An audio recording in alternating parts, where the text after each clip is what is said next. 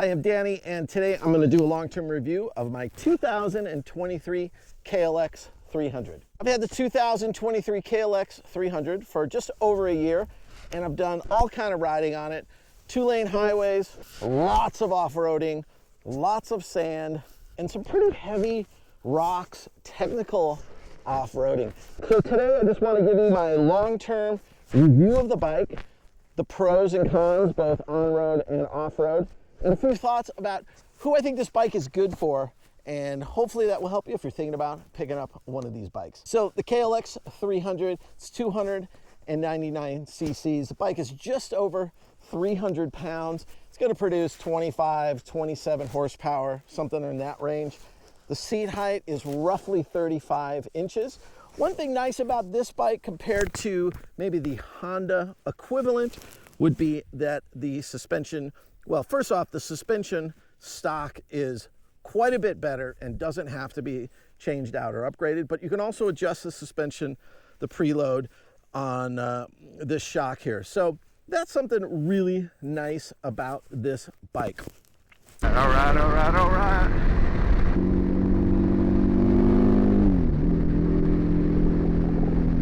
So I guess the first thing you got to really think about with this bike is, you know, you're not going to go fast. Don't expect to go fast on this bike. It's not going to happen. But, you know, getting into it, it's a single cylinder 300cc bike. That's going to be the case. So first here, we'll do some, talk a little bit about the performance on the road. Now, I've got really aggressive tires on here. They are street legal, but they're about right at the limit of a street legal tire. And I got these because I wanted something good in the sand. Because certainly, as you can see where I live out here, there's tons of sand. Check it out, right there is a little dirt bike trail that's a block from my house. So, you know, a 2-lane road like this has some stoplights, but it's kind of a highway. You know, I'm going 55 right now. Even with these aggressive tires on here, there's no wobble or anything. I've got a little bit of gear on the back in the Reckless system. But, you know, I'm close to full out here.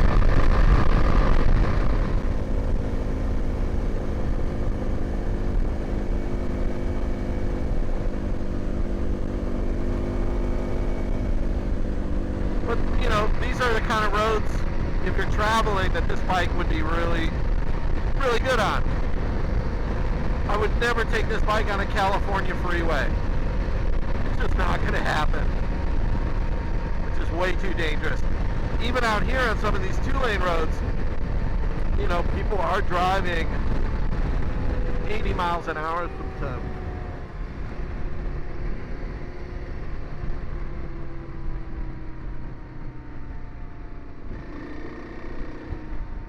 And you just don't have that speed and that power to get out of situations quickly. So it's just something to really think about when you're looking at this bike and thinking about getting one. Where are you going to be 't it? So again, 2-lane road like this, it's great. But as you can see, like if we want to try to pass here and give it some use, you know, at 40, 45, I've got a little bit of torque and pickup to get around a car, but then that's about it.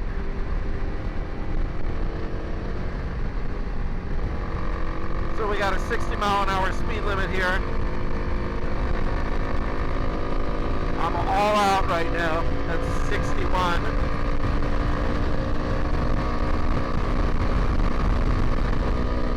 Right about there, 66 with these tires. I can get a little bit of wobble.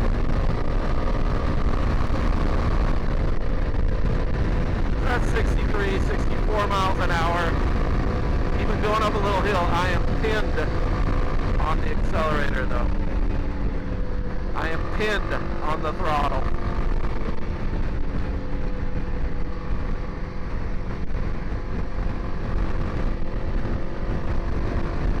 But if you can do a lot of back roads at 45 and 50 miles an hour, the bike is really pretty comfortable I did change out the seat on the bike. There's a few mods you'll want to do right away. And like I mentioned, I'll do a different video somewhere down the road here with all the mods that I'm doing to the bike. But the things that I would do, you know, the seat is one of the things you'll want to do right away. The seat concepts, the seat makes a huge difference.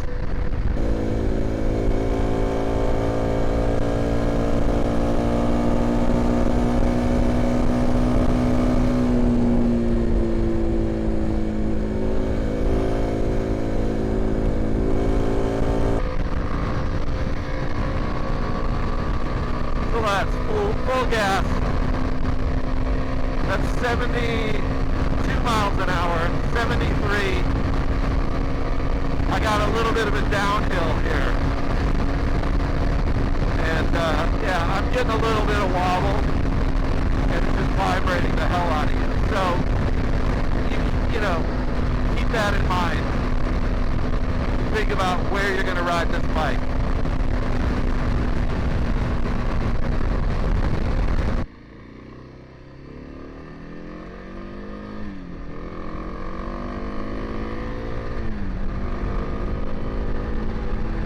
You know, the thing about a bike like this, and even on my bigger bike, my favorite part of any ride is really like, I like smaller roads like this, back, kind of like, you know, back roads that might be twisting around, but, you know, when you're riding at 40 miles an hour, it's such a comfortable pace to see the surroundings and see what's going on, and, you know, whereas obviously, you know, at any speed, a car can pull out in front of you, and you have to follow all the same safety you would at a higher speed. But certainly your stopping time and reaction time is much better. So it's a nice thing to think about.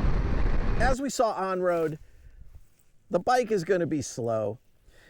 You've got very low acceleration. It'll cruise along at 60 or 65 pretty decently. You know, you're not really going to be able to pass very easily. At that 45 mile an hour type range, it's wonderful. So riding this bike on your 2-lane roads and back roads and things where you can just sort of cruise like that, you know, once you're out there, you stay off the freeways, it's going to be great on road. This kind of stuff, you know, light sand on a graded road like this, obviously the bike is super fun to ride on this kind of stuff.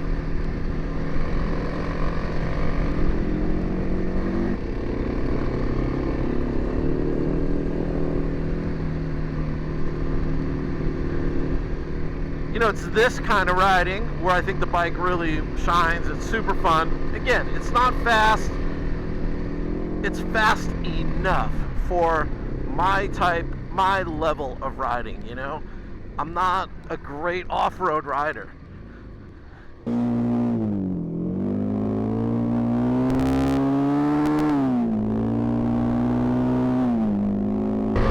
know, there's 55 miles an hour on the dirt here. I mean, it cruises along nice. Again, the suspension is real forgiving. You don't notice it so much on something flat like this. It's very comfortable. And if I were a better off-road rider, again, I'm sure I would feel the limitations of the suspension and the performance.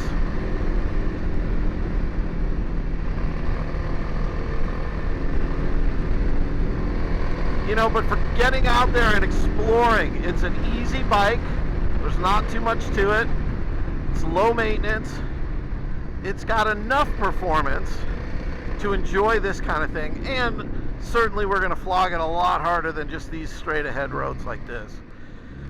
You know, it eats this stuff up pretty easily. I'm not hauling ass. You know, I'm sure many riders, again, could handle all this stuff way faster than I can.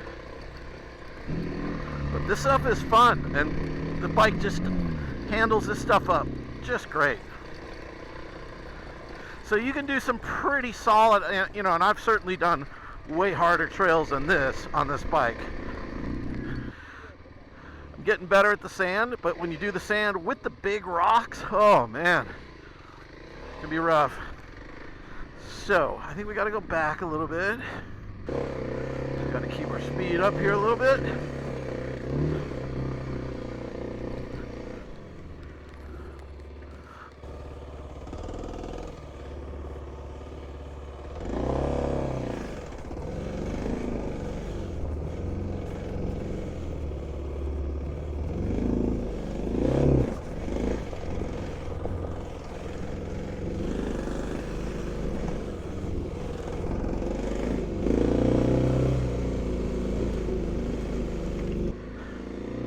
This stuff is tough. It's sand and rocks.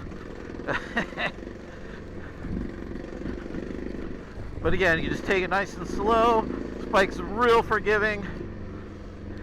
Not setting any speed records hitting this, but just cruise through it.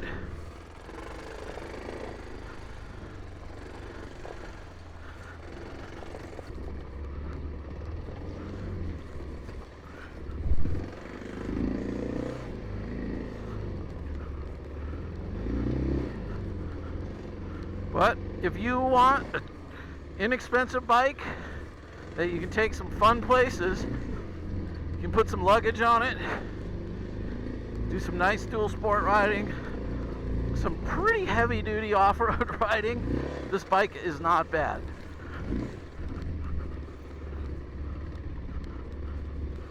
You know, got to do a few upgrades before you take it out into something like this, but nothing too expensive or too hard to do.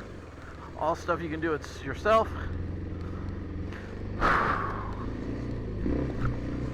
I'm getting more of a workout on this ride than I was planning on today. How to ride off-road. My line choice can be really bad sometimes. I kind of wasn't paying attention. But this bike, what's nice again about this bike is it's real forgiving like that. You can kind of be pretty crappy like me.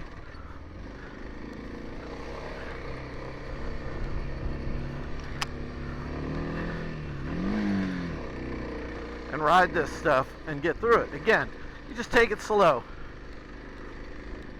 I know I've said that about 20 times so far, but that's the key of riding something like this.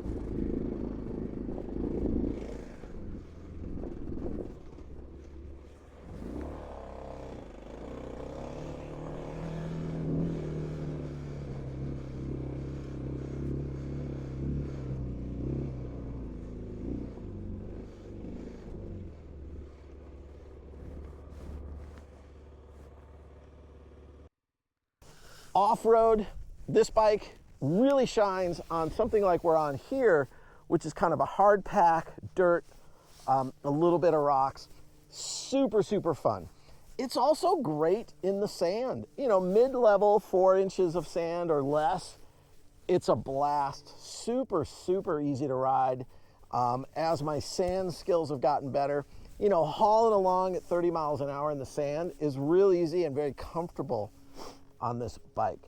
I have definitely taken over some really chunky, rocky kind of stuff, as we saw, just to get up to this kind of awesome spot we're at. And, you know, you just got to take it slow. And if you take it slow, this bike is going to be excellent for you. Now, one of the things that I think is a big drawback on this bike is the 2-gallon tank. And it really limits the range on this bike. You really got about 100 miles of range. So I am usually carrying a fuel bladder, and that is a big bummer. That is one thing I would implore Kawasaki to change about this bike. Again, you're not going to get out on the freeway on this bike. That would be unsafe. I will not get on a California freeway on this bike, or I certainly wouldn't do it for more than a few exits. But even just a 2-lane highway at 60 miles an hour, you know, just you're limited in range, and that becomes a bit of a hassle. Granted, you're not really going to want to do, you know, 3 hours on the road on a highway on this bike is going to be very uncomfortable. You can do it by all means, but an hour and a half, 2 hours, you're going to be beat up, because at that 60, 65 mile an hour, you know, you're pretty well wide open on this bike, and it's winding out pretty good. So it's an uncomfortable, vibration-ridden experience that you're going to have.